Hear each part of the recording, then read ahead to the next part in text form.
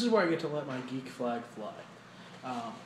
Unlike in the original, I had intended for this page to show a little bit more of my process, how I create characters for written works through character sheets that I get from other games, but that was going to get a little bogged down, and also I didn't want to subject it to my handwriting. Instead, what I'd like to show you is a little bit about myself as viewed as a player.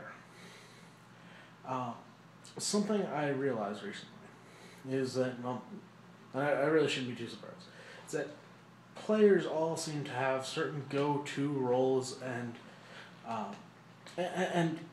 flavors that they like to associate themselves with. At my LARP, I play a druid, a guardian of nature, this kind of person who just draws upon the strength of all of the world around him. You know, builds, calls plants to protect him, talks to animals, emulates animals, becomes an animal. And this was one of the very first characters that I ever created for playing purposes. This is one of the very first characters that I ever really connected with. Now, after that, I've got a character which I recently created for a video game called DC Universe Online. In DC Universe Online, you're allowed to select from 8 powers, I believe there are. Fire, ice, sorry, 6 powers. Fire, ice, mental, gadgets, sorcery, and nature. I chose nature. And I created another character, very much like Typhon in power, but very different in execution. Now, for my last, I have a third entry here, and what this was, last semester I started writing a story. I was struck by the divine goddess of inspiration, which subsequently caused a major headache. And I started thinking about, what about a guy who could talk to plants, right? He's supposed to talk to animals. What if a guy just started hearing plants, talking to them all the fucking time? Everywhere he went. And so I created Ridgewolf Leafblade. I'd intended to create several short stories featuring him. He ended up having, he was an interesting character, and I'd love to talk about him. He had one weakness, though. Well, not a weakness, sort of a strength. His ability to talk to plants only extended to organic food, to organic plants. So anything that was, which was changed, he couldn't talk to. Which also meant it was the only thing he could eat, because he was vegetarian and could talk to plants. So that really sucks when your salad starts talking to you.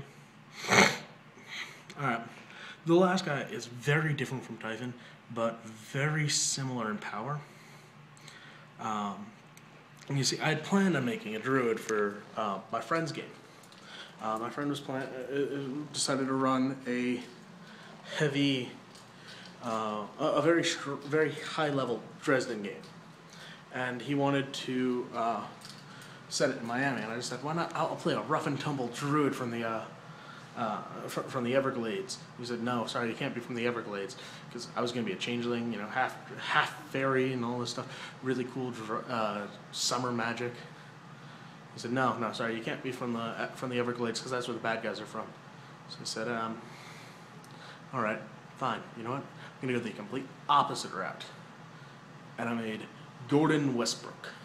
He was a billionaire philanthropist. He was just oozing money.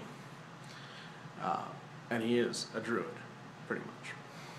He's got all that summer magic, a lot of interesting things about it. I didn't have a picture of him.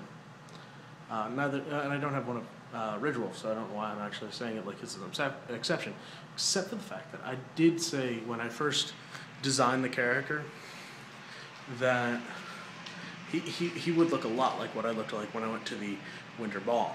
I had a lot of fun with that. So so my Winter Ball photo is up there. It's got really, really nice picture, actually. Yeah, look at that. So, he's also the subject of, Gordon Westbrook is also the subject of my of the final piece of this project, where I kind of bring it all together. I'm doing that because he's my player, me, pretty much. Well, not quite me. In a setting which I have no control over.